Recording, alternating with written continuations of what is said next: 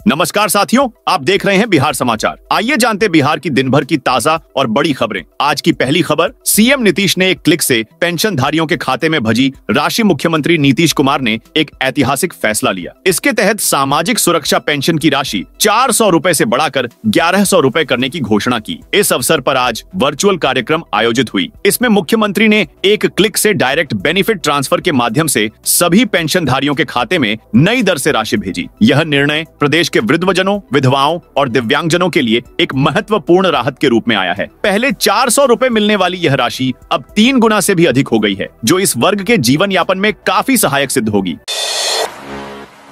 बिहार के एक बार फिर से मानसून एक्टिव है। मौसम विभाग ने आज यानी शुक्रवार को राज्य के 18 जिलों के लिए बारिश का येलो अलर्ट जारी किया है। बाकी जिलों में मौसम सामान्य बना रहेगा। हालांकि हल्की उमस भरी गर्मी लोगों को महसूस होगी। अधिकतम तापमान 32 से 36 डिग्री सेल्सियस के बीच रहने का अनुमान है। मौसम विभाग ने इन जिलों के लोगों से सावधानी बरतने की अपील की है। खासकर किसानों और खुले स्थानों पर रहने वाले लोगों को चेतावनी दी गई है कि वे वज्रपात से बचने के लिए सुरक्षित स्थानों पर रहें।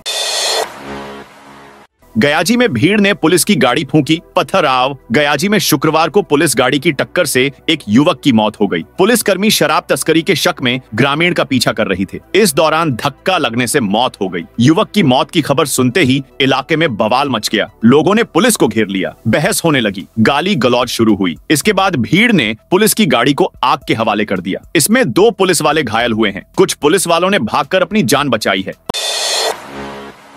पटना नगर निगम बोर्ड की मीटिंग में फटे कुर्ते। पटना नगर निगम के पार्षदों की मीटिंग में आज जमकर हंगामा हुआ। पार्षदों के बीच विवाद इतना बढ़ गया कि वे आपस में भिड़ गए और हाथापाई करने लगे। इस दौरान कई पार्षदों के कुर्ते भी फट गए। हंगामे की वजह से मौके पर अफरा तफरी का माहौल बन गया। विवाद के बीच नगर निगम की मेयर सीता साहू भी मौजूद थीं। उन्होंने पार्षदों को शांत कराने की कोशिश की, लेकिन वो मानने को तैयार नहीं थे। तेजस्वी के बेटे को आशीर्वाद देने राबड़ी आवास पहुंचे किन्नर। पटना में शुक्रवार को राबड़ी आवास पर किन्नर लालू और राबड़ी को पोते के जन्म की बधाई देने पहुंचे हैं। उन्होंने नेता प्रतिपक्ष तेजस्वी यादव के बेटे इराज लालू यादव को आशीर्वाद दिया। उन्होंने बेटे को हमेशा फलने फूलने और स्वस्थ रहने का आशीर्वाद दिया है। इसके साथ ही किन्नरों ने तेजस्वी यादव को भी आशीर्वाद देते हुए कहा कि वे जल्द मुख्यमंत्री बने। बिहार में वोटर लिस्ट रिवीजन जारी रहेगा। सुप्रीम कोर्ट ने गुरुवार को बिहार विधानसभा चुनाव से पहले वोटर लिस्ट के रिवीजन जारी रखने की अनुमति दी। अदालत ने इसे संवैधानिक जिम्मेदारी बताया। सुप्रीम कोर्ट में जस्टिस सुधांशु धूलिया और जस्टिस जॉय माल्या बागची की बेंच ने विशेष गहन पुनरीक्षण यानी वोटर लिस्ट रिवीजन की टाइमिंग पर सवाल उठाए। अदालत ने चुनाव आयोग से कहा कि बिहार में SIR के दौरान आधार, वोटर ID, राशन कार्ड को भी पहचान पत्र माना जाए।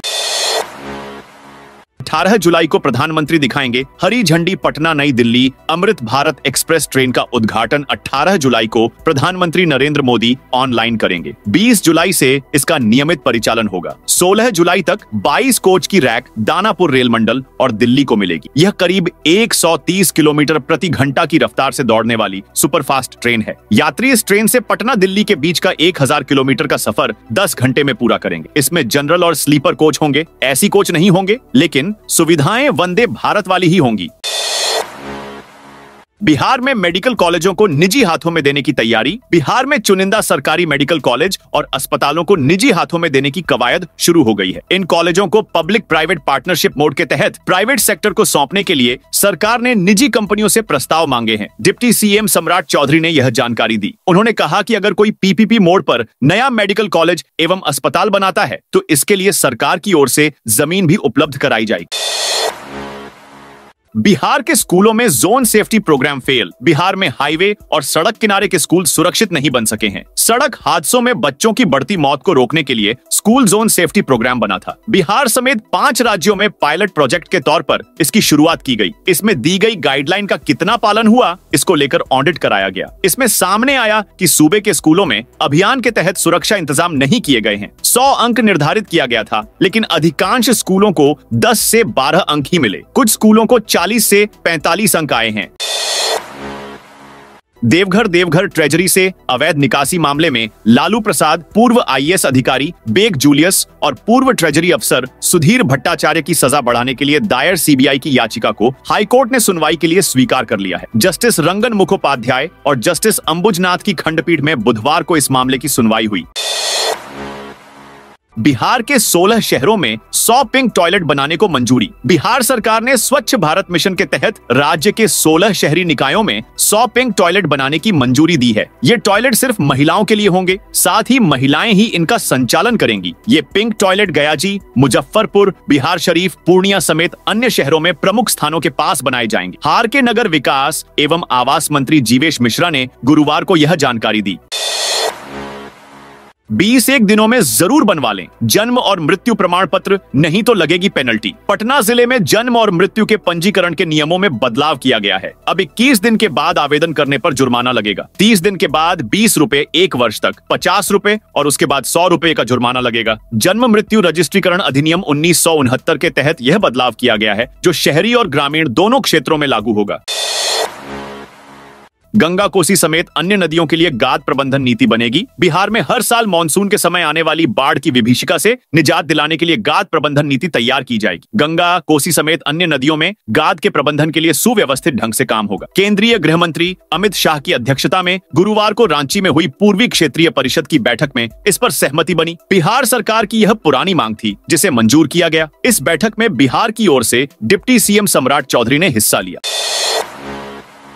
किशनगंज में जनसंख्या से 1 लाख ज्यादा आधार कार्ड। बिहार के 4 जिलों में आबादी से ज्यादा आधार कार्ड बनाए गए हैं। किशनगंज, अररिया, कटिहार और पूर्णिया मुस्लिम बाहुल के साथ साथ पश्चिम बंगाल की बॉर्डर से सटे इलाके हैं। आधिकारिक आंकड़ों के अनुसार किशनगंज की आबादी 20,26,541 है, लेकिन यहाँ 21,31,172 आधार कार्ड बनाए जा चुके हैं। मतलब यहाँ आबादी से 1 लाख अधिक आधार कार्ड बनाए गए। किशनगंज में मुस्लिमों की आबादी 68% है। यहाँ आधार सैचुरेशन 126% है, यानी कि यहाँ 100 लोगों पर 126 आधार कार्ड जारी हुए हैं।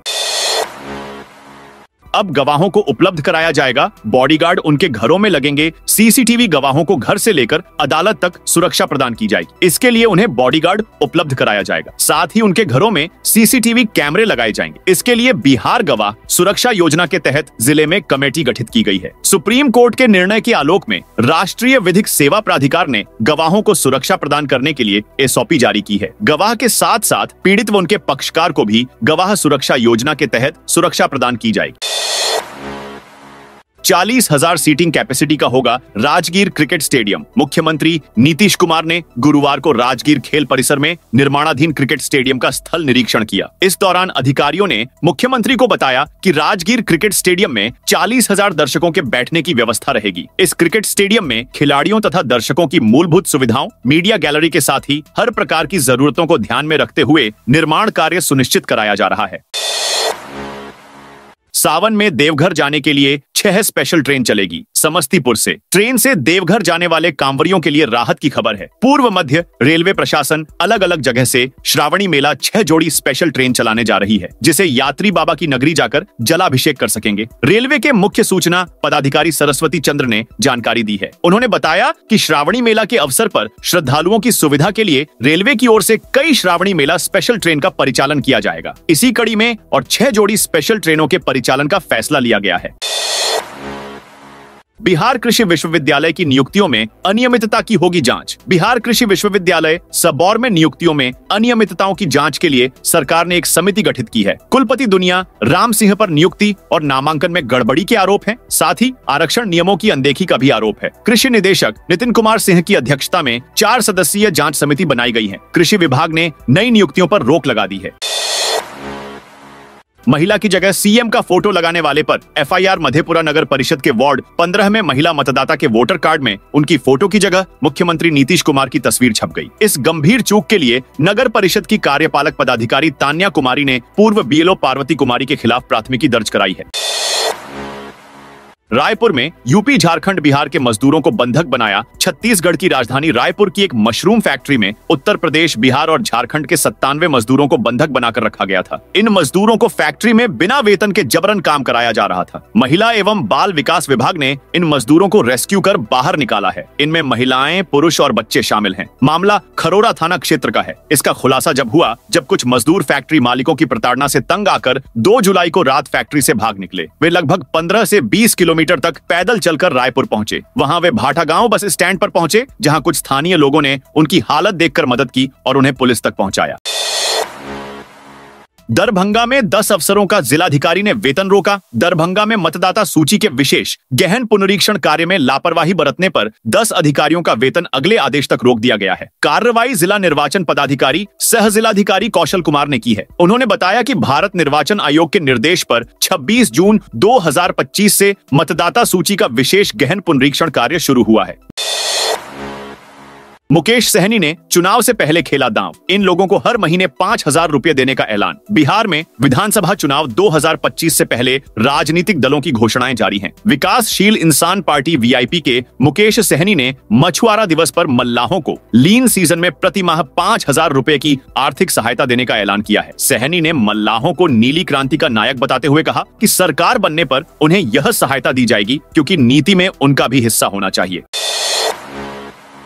राजगीर में रोपवे सेवा 13 जुलाई तक बंद। राजगीर का लोकप्रिय रोपवे सेवा अगले 3 दिनों तक पूरी तरह से बंद रहेगी। मेंटेनेंस के लिए 10 से 13 जुलाई तक रोपवे का संचालन स्थगित रहेगा। रोपवे प्रबंधक दीपक कुमार ने इसकी पुष्टि करते हुए बताया कि सुरक्षा को देखते हुए यह निर्णय लिया गया है। सुरक्षात्मक दृष्टिकोण से आकाशीय रज्जू पथ का परिचालन अस्थायी रूप से बंद किया जा रहा है। इस दौरान रोप बदलने का काम और नॉन डिस्ट्रक्टिव टेस्ट की जांच की जाएगी।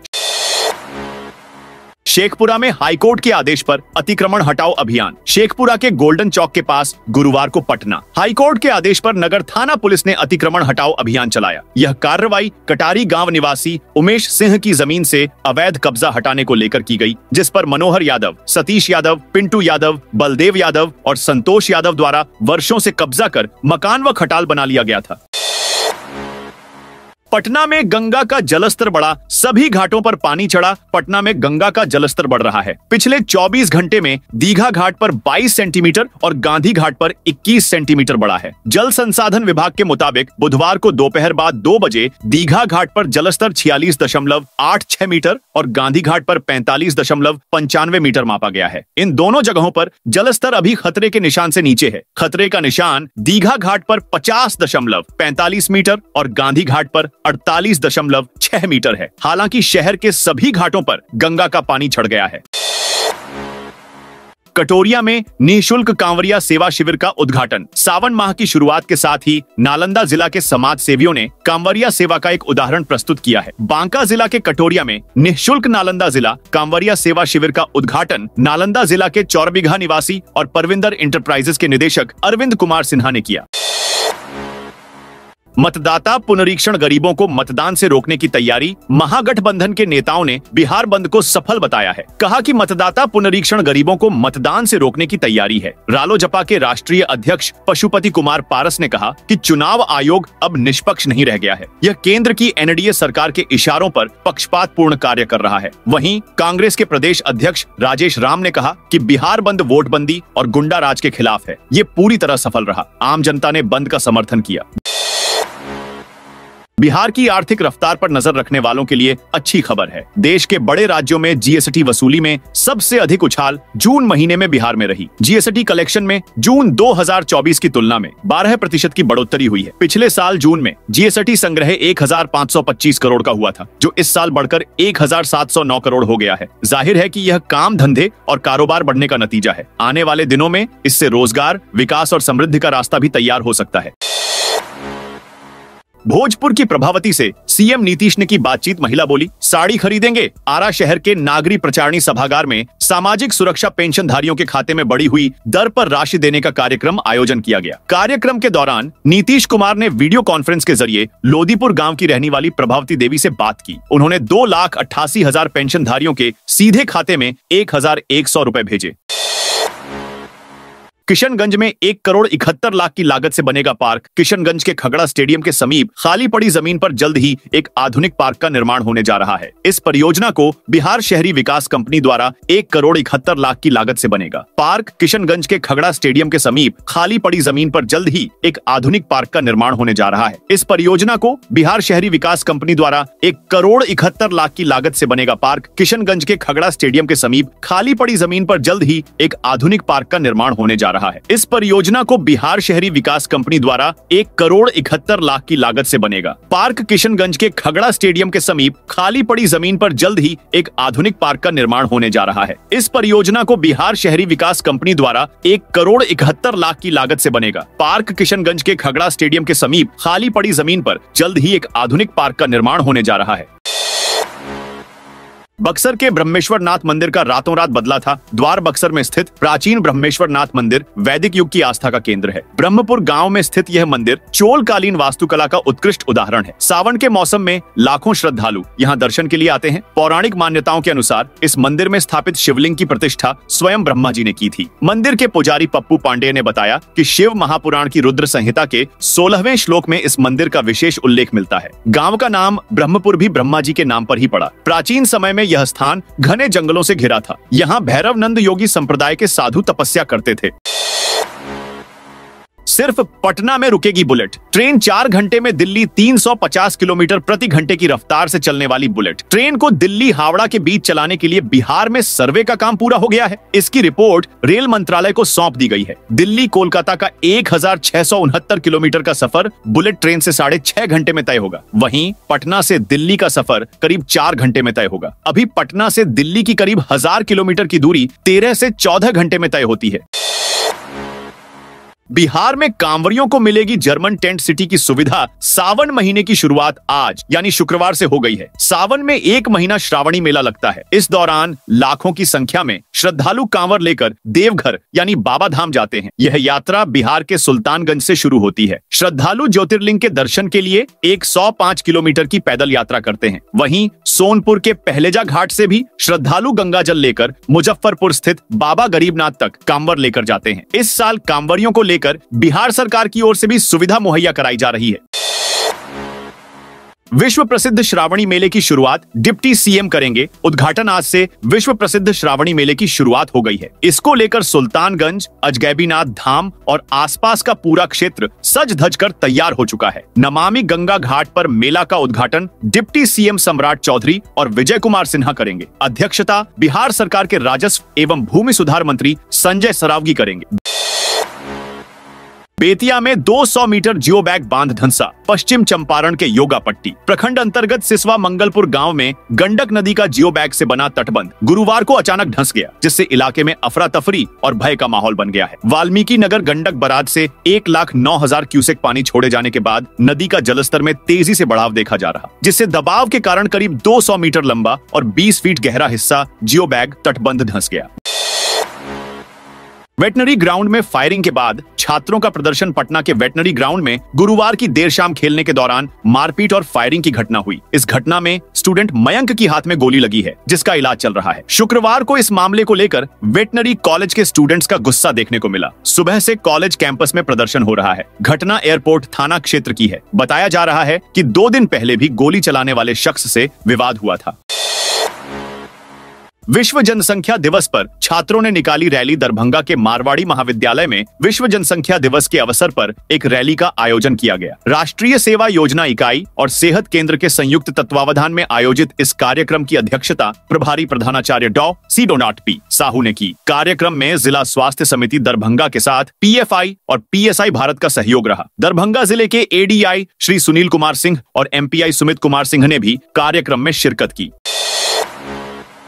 पप्पू यादव ने EC को बताया। भटियारा आयोग पूर्णिया से निर्दलीय सांसद पप्पू यादव गुरुवार देर रात दरभंगा पहुंचे। इस दौरान चुनाव आयोग पर जमकर निशाना साधा है। उन्होंने कहा कि इलेक्शन कमीशन अब भटियारा आयोग बन गया है। यह BJP और RSS का चपरासी है। TN सेशन और KJ राव के समय में आयोग स्वतंत्र रूप से काम करता था। अब तो ऐसा लगता है जैसे ये लोग किसी के घर के चपरासी हैं।